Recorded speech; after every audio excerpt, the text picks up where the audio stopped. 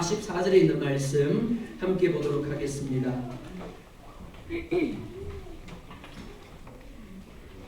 38절 제가 봅니다. 이에 예수께서 다시 속으로 비통히 여기시며 무덤에 가시니 무덤이 굴이라 돌로 막았거늘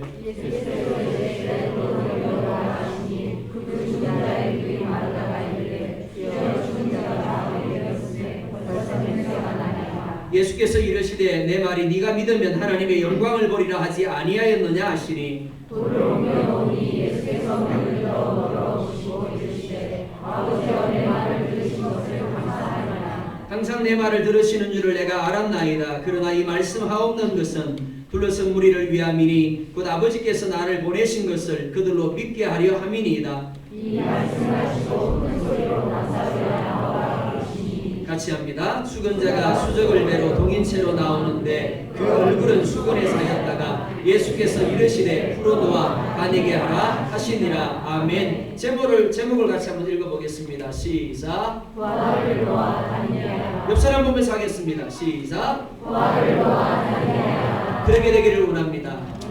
예, 부활을 놓아 다니게 하라는 제목으로 하나님의 말씀 증거하도록 하겠습니다. 유명한 종교 개혁자인 루터를 아실 겁니다. 루터가 개혁을 추진을 하다가 그 앞에 수많은 장애물들로 인해서 좌절해서 자포자기한 때가 있었습니다.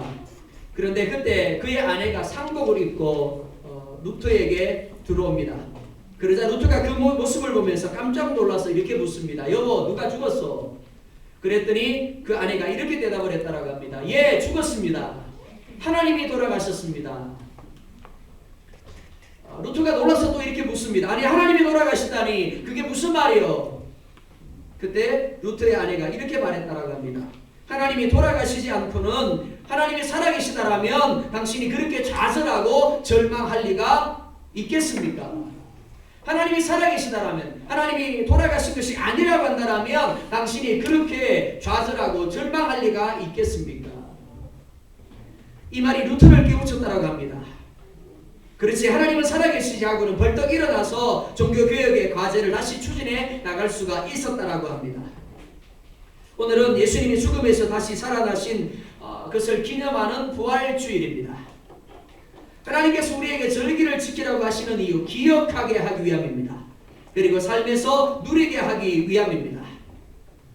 사람들은 항상 자신의 삶에서 자신이 처한 상황 그리고 자신이 처한 조건만큼만 기대하려는 경향을 가지고 있습니다. 자신이 처한 상황이나 조건을 뛰어넘어 생각하고 반응하는 것 결코 쉬운 일이 아닙니다. 그러나 그럴지라도 자신이 처한 상황이나 조건을 뛰어넘는 경험을 하게 되면 그만큼 나라는 테두리가 넓어지게 됩니다. 그런데 넓어지기만 했지 여전히 나라는 테두리를 벗어나지 못합니다. 비록 넓어졌을지라도 나의 상황, 나의 조건, 나의 경험의 테두리 안에서 생각합니다. 그리고 반응하는 겁니다. 신앙생활이란 바로 이 나라는 테두리를 무너뜨리는 겁니다. 그리고 무한하신 하나님의 테두리를 나의 테두리로 만들어가는 과정입니다. 그리고 이것은 믿음이라는 매개체를 통로로 사용을 합니다. 오늘 보면 17절을 보면 이렇게 말씀을 하고 있습니다. 우리 17절 말씀을 함께 보도록 하겠습니다. 시작.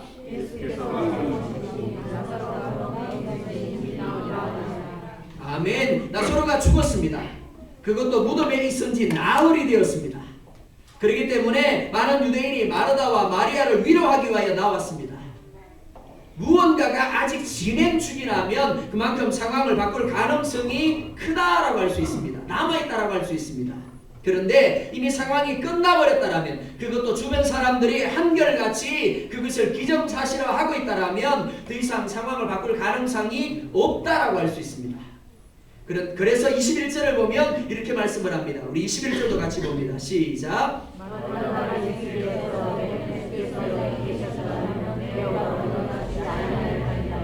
아멘. 이렇게 말합니다. 주께서 여기 계셨더라면, 정말 예수님이 그곳에 계셨더라면 나사로가 죽지 않았을까요? 앞선 6절 말씀을 보면 예수님은 나사로가 병들어 죽어가고 있음을 듣습니다. 그런데 웬일인지 그곳에서 이틀이나 더 머무십니다. 예수님께서 마르다와 그 동생과 나사로를 사랑하셨음에도 불구하고 지극히 의도적으로 나사로에게 나아가는 시기를 늦추셨다라는 겁니다. 일부러 이틀이나 더 머무셨습니다. 왜 그랬을까요? 분명히 예수님이 나사렛 소식을 듣고 급히 가셨더라면, 그래서 예수님이 나사로와 함께 계셨더라면 나사로의 병을 고치고 그를 죽지 않게 하실 수도 있습니다. 그러나 예수님이 소식을 듣고도 계시는 곳에 이틀을 더 유하심으로 나사로는 살지 못하고 죽게 되었습니다. 참 아쉬움이 남는 부분입니다.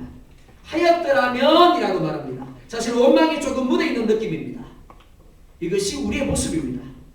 하였더라면, 함께 계셨더라면, 기도에 응답하셨더라면 이라고 생각을 합니다. 그래서 죽었고, 그래서 상황이 끝이 났습니다.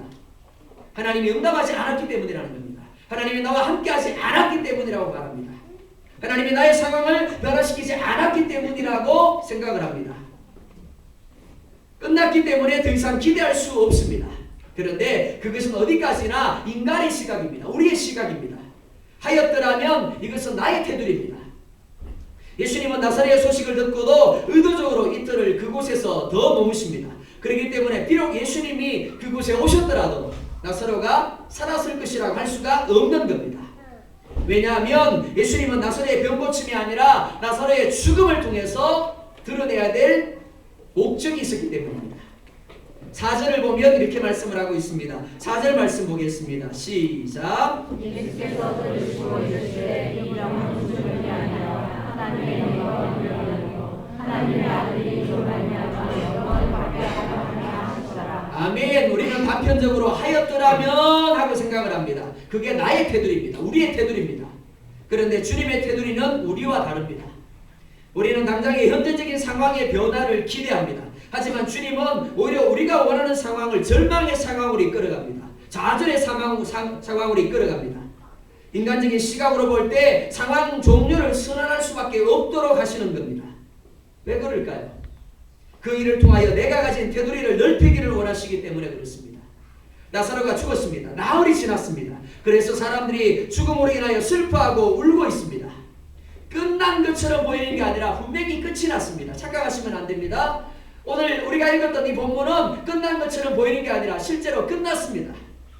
그런데 마르다가 22절에서 이렇게 고백을 합니다. 22절 같이 보겠습니다. 시작. 그러나 나는 이제라도 주께서 무엇이든지 하나님께 구하시고 하나님이 주시는 아멘. 이미 상황이 종료되었습니다. 그런데 이제라도 라고 말합니다. 주께서 무엇이든지 하나님께 구하는 것을 하나님이 주실 줄을 내가 압니다 라고 말합니다. 사람의 눈으로 볼 때 이미 상황이 끝났습니다. 그런데도 마르다는 상황이 종료된 것이 아니라고 말합니다. 그것이 무엇이든지 하나님이 들으실 것이다 라고 고백을 합니다. 그렇습니다. 하나님에게는 끝났다라는 것이 없습니다.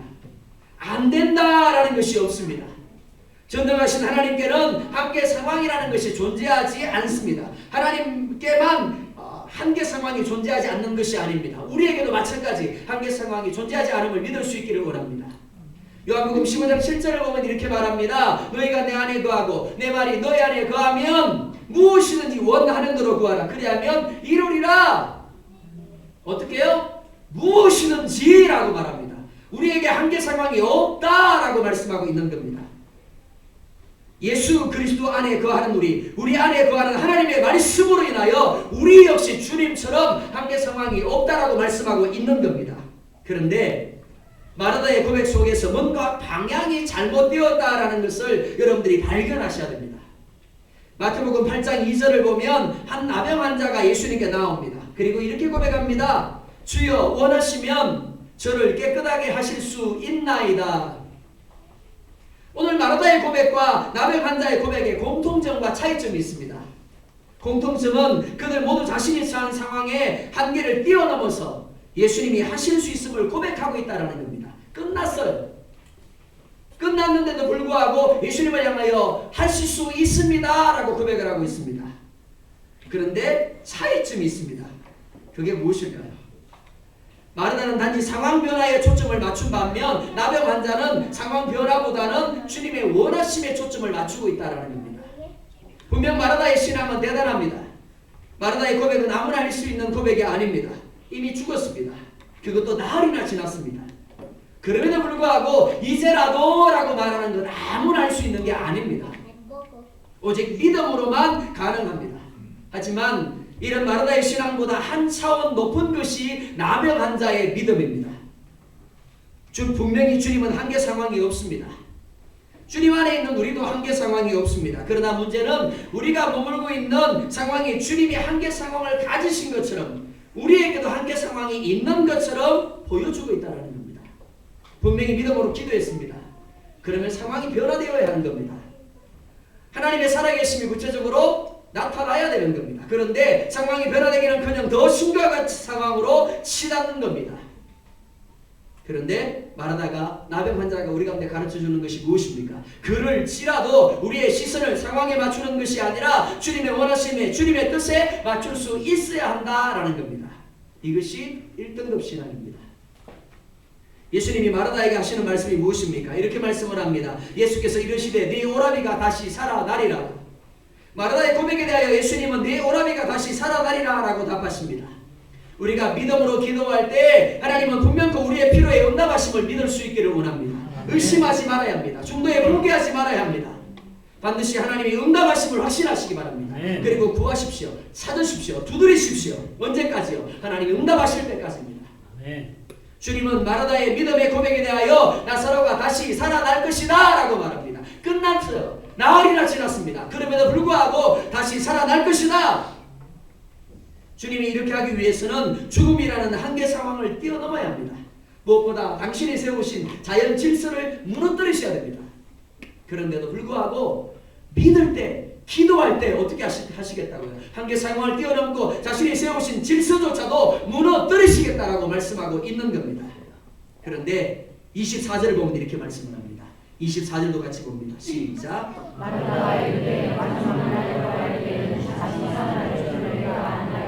아멘. 조금 전까지만 해도 나사로가 다시 살아날 것이라 고백했던 마르다입니다. 하나님이 무엇을 구하든지 이루어 주실 것이다 라고 말하던 마르다입니다. 그런데 예수님이 정작 내 오빠가 다시 살아날 것이다 그렇게 말하니까 마르다는 전혀 엉뚱한 대답을 하고 있습니다. 예수님은 지금 나사로가 살 것이다 라고 말하는데 마르다는 지금이 아니고 마지막 날에 그렇게 될 것을 내가 믿습니다 라고 말합니다. 뿐만 아닙니다. 27절을 보면 이렇게 말씀을 합니다. 27절 봅니다. 시작.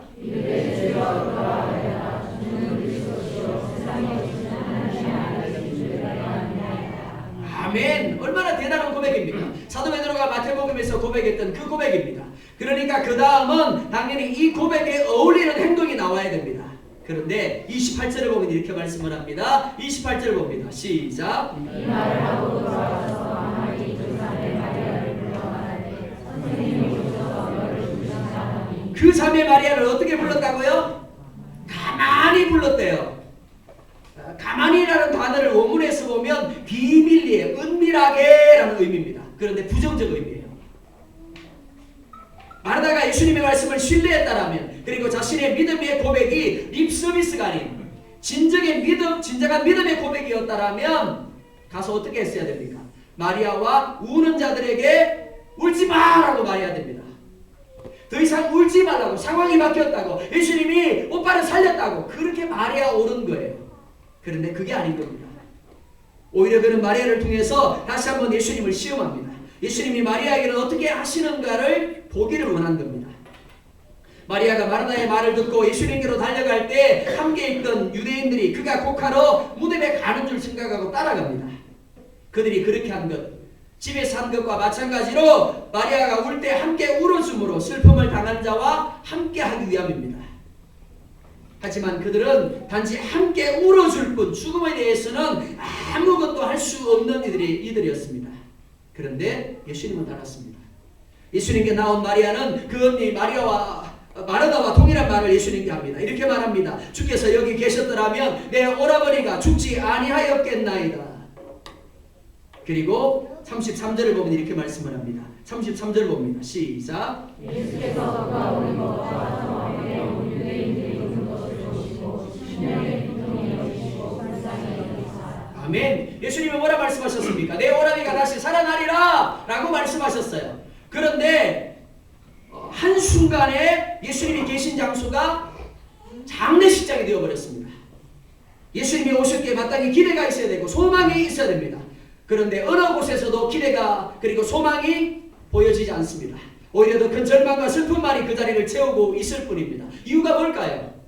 예수님이 그 자리에 계시고 예수님이 분명히 내 오빠가 다시 살아나리라고 말씀하셨는데도 불구하고 왜 그 자리에 기대가 소망이 아닌 더 큰 절망과 슬픔만이 가득했을까요? 바로 마르다의 불신앙 때문입니다. 예수님이 분명히 나사로를 다시 살린다고 말씀하셨습니다. 그런데 그 말씀을 어떻게 해요? 믿지 못한 겁니다. 그 결과 마땅히 마리아와 우는 자들에게 예수님이 나사로를 살리실 것을 전해 주어야 하는데 자신이 확신하지 못하니까 전하는 자의 사명을 감당하지 못한 겁니다. 그래서 슬픔과 절망이 배가 되어서 예수님이 계신 자리를 장대식장으로 만들고 있는 겁니다. 이 마르다의 모습이 바로 오늘 우리의 모습일 수 있습니다. 이 시대를 살아가는 그리스도인의 모습일 수 있습니다. 매년마다 부활주의를 지키지만 정작 살아계신 하나님을 누리지 못하는 우리의 모습일 수 있다는 겁니다. 죄로 인한 절망과 슬픔으로 가득한 이 세상을 회복하시고 살리시기 위하여 우리를 대신하여 십자가에 죽으신 예수님입니다. 그리고 죽은 후 3일 만에 다시 살아나신 예수님입니다. 우리가 부활주의를 왜 지키나요? 예수님을 증거하기 위함입니다. 예수님이 살아나셨어요. 살아나신 예수님이 우리와 함께하고 계세요. 우리의 삶이 절망적인 거 아니요. 예수님이 다시 회복시키세요. 아멘.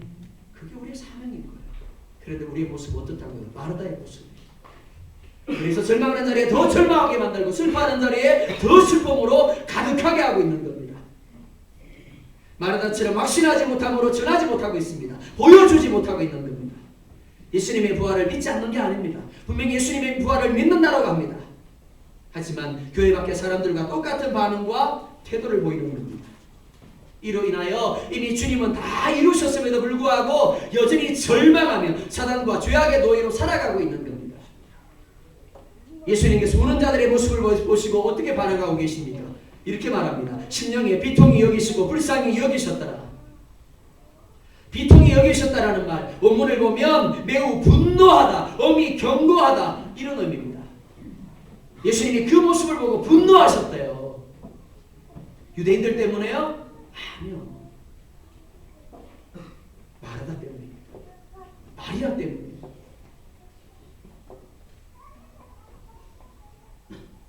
마리아가 예수님이 다시 살리리라 말씀하셨는데도 불구하고 그 약속을 믿지 못했기 때문에 그 믿음 없음 때문에 분노하고 계시는 겁니다. 37절 보면 이렇게 말합니다. 같이 봅니다. 시작.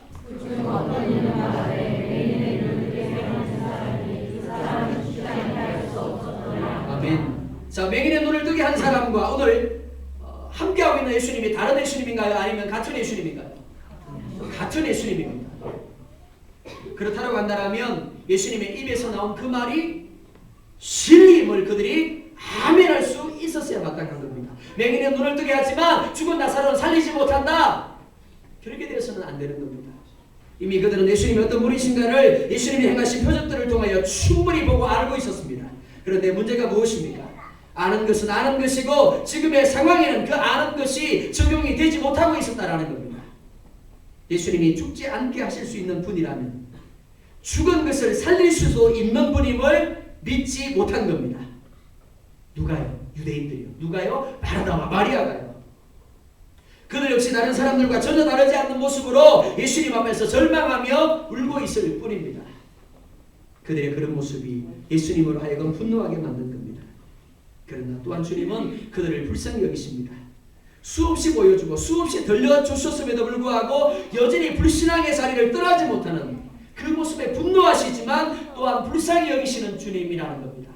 오늘 우리가 여전히 이 예배 자리에 앉아있는 것이 바로 주님의 그 자비하심 때문입니다. 그 긍휼하심 때문입니다. 주님은 더 이상 그들과 말씀하지 아니하고 곧바로 나사로가 있는 무덤으로 가십니다.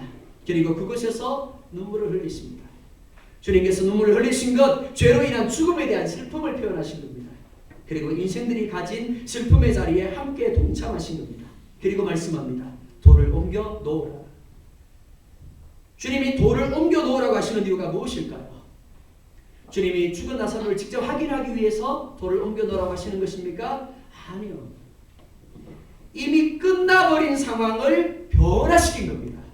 울고 있는 상황을 기쁨으로 변화시키기 위한 겁니다. 절망으로 가득한 그 상황을 소망과 기대로 가득하게 하기 위함입니다. 그래서 돌을 옮겨 넣으라고 말씀을 합니다. 그런데 마르다의 반응이 무엇입니까? 이렇게 말합니다. 주여, 죽은 지가 나흘이 되었음에 벌써 냄새가 나나이다. 마르다의 말은 지극히 상식적인 말입니다. 결코 틀린 말이 아닙니다. 그러나 믿음의 사람이 할 말도 아닙니다. 예수님의 말씀을 가진 자가 할 말이 아닙니다. 베드로가 무리를 걷습니다. 맞습니까? 아닙니까? 맞습니다. 그런데 베드로가 그런 것이 아닙니다. 주님이 걷게 하신 겁니다. 상식적으로 사람은 물을 걸을 수가 없습니다. 가라앉는 것이 정상입니다. 그러나 주님이 말씀하시니 물이 베드로를 삼키지 못하고 떠받침으로 무리를 걷게 된 것입니다. 주님의 말씀은 상식을 초월합니다. 과학을 뛰어넘습니다. 마르다의 말이 맞습니다. 죽은 지 나흘이 지났습니다. 썩어서 냄새가 나고 있습니다. 그러니까 더 이상 상황 변화가 일어날 수 없습니다. 그런데 주님이 하시고자 하시면 달라질 수 있습니다. 주님이 하시고자 하시면 상식도 과학도 문제가 되지 않습니다.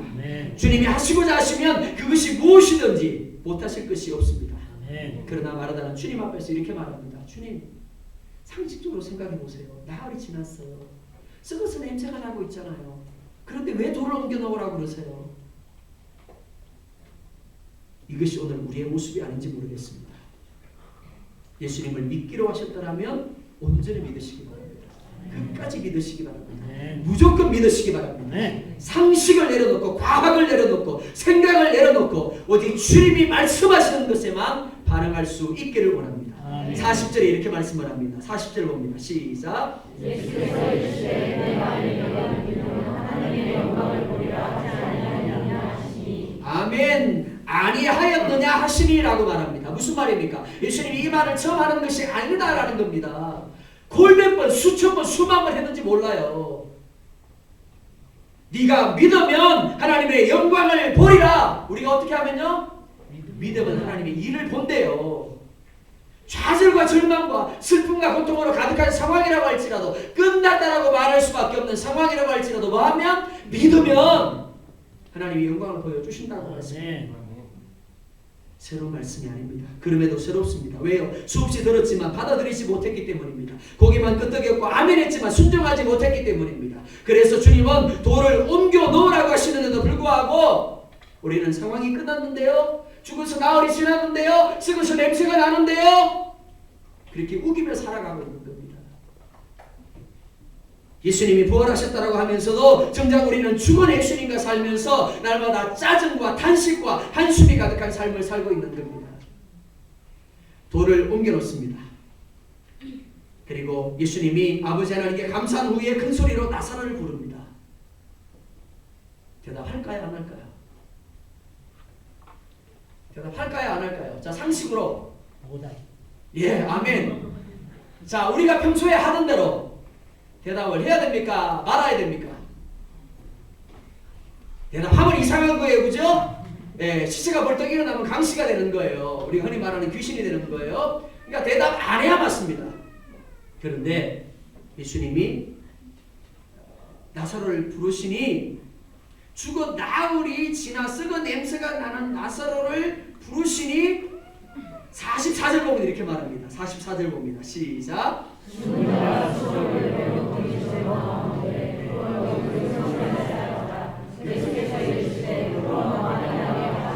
아멘. 44절은 기절한 자가 라고 말하고 있지 않습니다. 다친 자가 라고 말하고 있지 않습니다. 어떤 자가요? 죽은 자요. 특별히 어떤 자? 나흘이나 지난 자, 썩어서 냄새가 나는 자가 어떻게 했다고요? 수족을 배로 동인체로 나오는데 라고 말합니다. 더 이상 기대할 수 없다고 여겼어요. 끝난 줄 알았어요. 그래서 탄식할 수밖에 없었고 절망할 수밖에 없었고 울 수밖에 없었어요. 나도 모르게 짜증이 나고 나도 모르게 한숨이 쏟아져 나왔습니다. 그런데 예수님 뭐라 말씀하세요? 돌을 옮겨 놓으래요.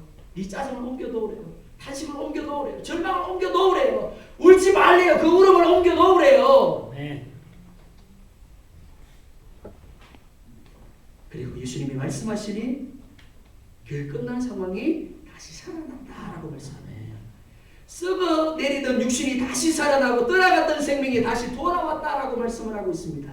죽음과 슬픔이 떠나갔습니다. 생명과 기쁨의 현장으로 바뀌는 역사가 나타났습니다. 주님이 굳이 이틀을 더 유하시고 죽어 나흘이 지난 나사로를 살리신 이유가 무엇입니까?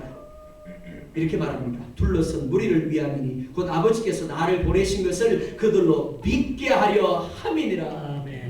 왜 하나님께서 우리를 때때로 우리가 원하지 않는 절망의 상황 가운데, 짜증의 상황 가운데, 고통의 상황 가운데, 화낼 수밖에 없는 상황 가운데 머물게 하신다고요? 그 상황을 통해서 예수님을 만나고 그로 말미암아 믿게 하려 합니다. 아멘. 믿는다라는 것 세 가지 의미를 담고 있다고 제가 말씀드렸습니다. 첫 번째 뭐라고요? 신뢰한다. 네, 순서 바꾸면 큰일 납니다. 신뢰한다. 두 번째 의지한다. 셋째 맡긴다. 믿음은 동사라고 그랬습니다. 피스튜어입니다. 그런데 신뢰하다는 뭘까요? 생각입니다. 그죠? 생각이에요. 그러면 동사일까요? 명사일까요? 피스투스예요. 명사입니다. 네, 피스투스라는 명사를 씁니다. 그런데 의지하다는요? 의지하는 게 동사예요? 명사예요? 동사잖아요. 기대는 거니까. 네, 기대는 거니까. 원문을 보면 다른 것에 몸을 기대다라는 의미예요. 그러니까 움직이는 겁니다. 그 동사예요. 자, 그리고 마지막 맡기다. 맡기다 동사일까요? 명사일까요? 네? 네, 자신 없어 하시는 분들도 계시네. 동사예요. 동사. 자, 보십시오. 마르다가 나는 이제라도 주께서 무엇이든지 하나님께 구하시는 것을 하나님이 주실 줄을 아나이다 라고 했습니다. 이게 뭐죠? 신뢰예요. 뭐죠? 신뢰. 그런데 보십시오. 이 신뢰는 하나님의 말씀에 대한 것입니다. 그리고 하나님의 존재에 대한 것이에요. 그리고 뭐라고 이야기를 합니까? 이렇게 말합니다. 죽은 지가 나흘이나 되어서 벌써 냄새가 나나이다. 이건 뭘까요? 의지와 맡김이에요. 이제라도 라고 말한 것은 생각으로 신뢰한 거예요. 그죠? 근데 죽은 지가 나흘이나 되어서 벌써 냄새가 나나이다. 이건 뭐가 하면 의지와 맡김이에요. 그런데 누구에 대한 의지고 누구에 대한 맡김이에요? 상황과 자기 자신에 대한 의지와 맡김이에요. 상황이 자기 자신을 맡기는 겁니다. 상황 보세요. 이렇잖아요. 그러니까 안 돼요. 생각이 하나님과 하나님의 말씀을 신뢰한 것과는 달리 마르다의 행동은, 즉 의지와 맡김은 하나님이 아닌 나흘이라는 시간, 그리고 냄새가 나는 자신의 느낌이 대상이 되고 있음을 말씀하고 있는 겁니다. 사실 많은 그리스도인들이 마르다와 다르지 않습니다. 생각으로는 하나님 믿습니다. 아멘, 할렐루야. 얼마나 잘하는지 몰라요. 그런데 행동으로는 자신의 생각을 의지하고 자신의 둘러싼 상황이나 상식 등을 의지하고 맡기는 겁니다. 그러니까 그게 부정적이면 어떻게 반응한다고요? 오늘 이강주 집사님 기도하신 것처럼 짜증나요. 그죠? 하나님을 의지하고 하나님께 맡긴다라면 아무리 부정적인 상황이라도 어떻게 해야 돼요? 할렐루야! 합력가의 선을 이룰 것을 믿음으로. 그죠? 근데 하나님을 의지하는 게 아니에요. 그죠? 하나님께 맡기는 게 아니에요. 누구한테 맡겨요? 상황한테 맡겼어요. 그죠? 내 느낌에 맡겼어요. 그러다 보니까 짜증이 나고, 그러니까 화가 나고, 그러니까 탄식하고, 그러니까 절망하게 되는 거예요. 부활절이 단지 주님의 사심을 기념하는 날이 되면 안 됩니다. 주님이 왜 사셨다고요? 주님이 어떤 분이신가를 믿게 하기 위함입니다. 우리의 상황도 변화되고 새롭게 될 수 있음을, 우리도 부활하게 될 것을 믿게 하기 위함입니다. 아멘. 이렇게 믿을 때 어떻게 된다고요? 영광을 보게 될 것이다. 아멘. 주님은 부활이십니다. 생명이십니다. 그리스도인들 역시 육신의 사망을 맞습니다. 그러나 죽음이 아닙니다. 그래서 주님은 나사로의 죽음을 잔다라고 표현하십니다. 주님이 재림하시는 날 다시 일어나게 될 것입니다. 마치 잠을 자다가 깨는 것처럼 일어나게 될 것입니다.